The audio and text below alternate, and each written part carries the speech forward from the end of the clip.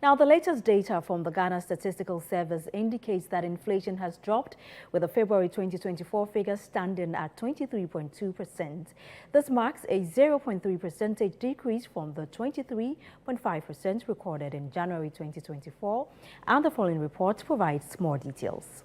The latest inflation figures from the Ghana Statistical Service signal a positive outlook for the country. Recent marginal increments in January 2024 triggered anxiety among industry watchers over a potential resurgence of an upward inflation trajectory.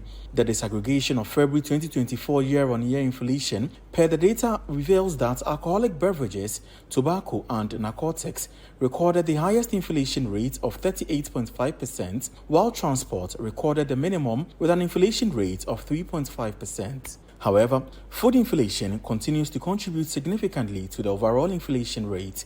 Government statistician Professor Samuel Kobna-Enim has been providing a breakdown of the figures at a press briefing in Accra. In the month of February 2024, the rate of inflation stood at 23.2%.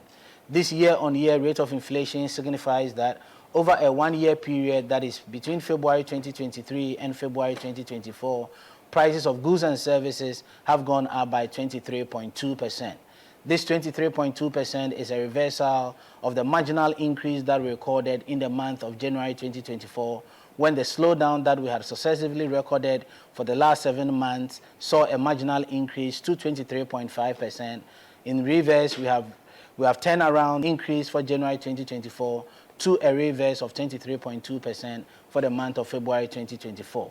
From a food and non-food inflation perspective, food inflation for the month of February 2024 stood at 27.0%, and non-food inflation for the month of February 2024 stood at 20.0%. For Professor of Finance Lord Mensam, the inflation rate is negligible. Driving inflation to 54% and bring it down to 20 shouldn't mean that you've turned the corner. Remember, the price is sticky up there, and it's still high up there, which has caused many people not to be able to purchase as expected or utilize their household income as expected. And by so doing, the sellers also know very well that liquidity has dried up in the market. So if they make any attempt to increase prices in anticipation of the current exchange rate that is going up, they may not be able to sell the item. So it is an economy that you may not necessarily appreciate the numbers that are coming up. Meanwhile, the Food and Beverages Association of Ghana has bemoaned the disparity in low inflation. General Secretary of FABAG, Samuel Ato-Agri,